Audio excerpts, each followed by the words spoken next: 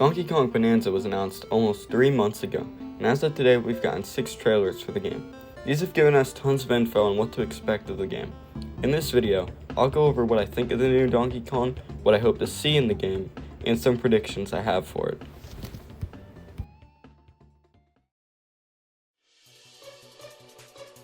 Now the first trailer came out in the Switch 2 Direct in early April of this year. This one gave out a lot of new details about what to expect with the game. I was very surprised when I saw this for the first time, as when I think of Donkey Kong games, I usually think of linear platforming like most of the series. This is somewhat like Donkey Kong 64, but I've never actually played the game before. I own it thanks to a friend, but I don't have an expansion pack to start it. But today, I'll change that.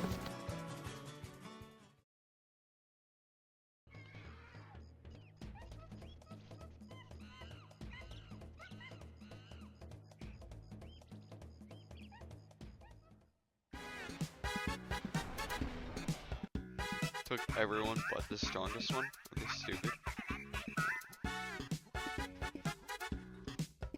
Okay.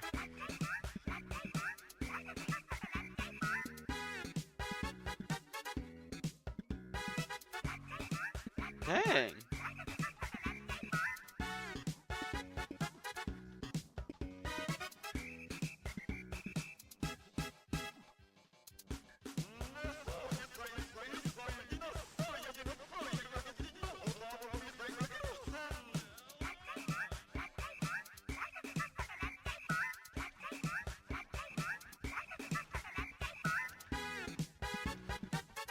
It's gotta be world record.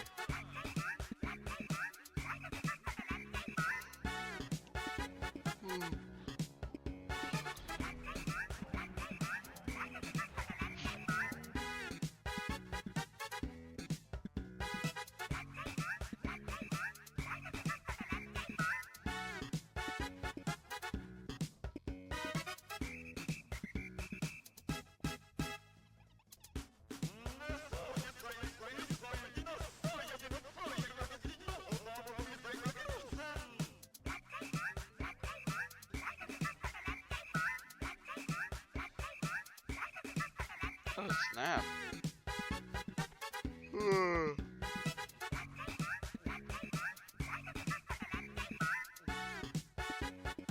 What? It restarted the entire level. You know, I think that's where I stop. So my experience playing Donkey Kong 64 was 1. I guess I didn't play for long enough, but I did not feel like restarting that level after whatever happened. But I'm not talking about that game, I'm talking about this one. The next trailer gave out more info. A treehouse video of straight 20 minutes of gameplay, along with commentary. The treehouse gameplays usually don't give out much about the game, but I'm pretty sure they're made that way so as to not spoil it. The problem is, it goes from exploring this tiny mine to this, and I don't know what any of that means. We see more of the new city, Ingot Isle. I didn't know much about this place, so I did my high research on the Mario fandom wiki. This page is funny because I don't think they know much about the place either, as the game hasn't even came out yet. There's currently 3 paragraphs in 1 image, but it's definitely subject to change. Ingot Isle is a city off the shores of Donkey Kong Island, which is inhabited by Voidco, the antagonist group in the game. What confuses me about Voidco is that the members' last names are all Kong. Are they related to DK? Game Theory needs to get on that one. Apparently Kong is a species, so I guess they just all have the same name. But also, I don't think he's a Kong. They want to reach the planet core to get rich, and that's no good. I think the villains are a good cast, but they can never reach the amount of craziness of King K. Rool.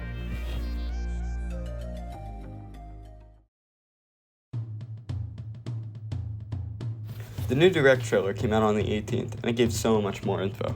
First, we got a real in-depth look at all the areas in the game. Apparently these are all underground, and I really want to know what this planet looks like. No wonder it's so hard to reach the core.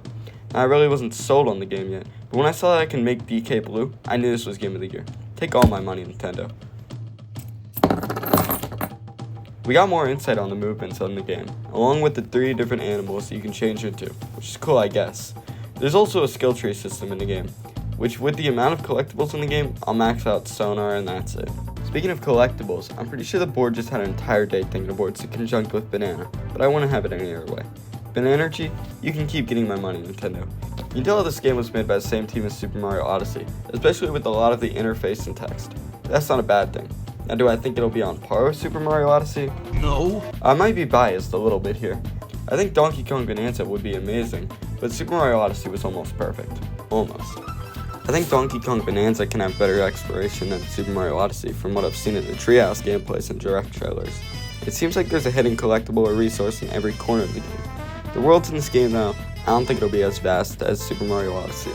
The different characters in Odyssey had so much character. It really felt like every place was a different world. Each kingdom had a different environment: city, woods, aquatic. This world just seems like a different shade of color in each one. I probably shouldn't compare the games too much now though, as one of them hasn't even came out yet, but that's just what I predict. Onto my other predictions, I think this game will be like a collectathon, which is pretty much confirmed. Though I think Nintendo will have more areas where you have to complete the story quest and can't move on until you beat the boss there or the main problem, unlike Super Mario Odyssey. I really hope that Voidco is more fleshed out than the Brutals from Super Mario Odyssey, as we didn't get much out of them. I like to see full cutscenes about them giving detailed descriptions of who they are. I really hope Donkey Kong Bananza has the same amount of content as Super Mario Odyssey, maybe even more. If the next Nintendo game is a $20 basketball game and it's in August, I need Donkey Kong Bananza to be at least 100 hours to fully complete. Honestly, that's all I had to say for the game, besides I'm excited to see if I'm correct on my expectations of the game, or what surprised me at launch. I'll most likely make a video about it in a week after it comes out, so stay tuned.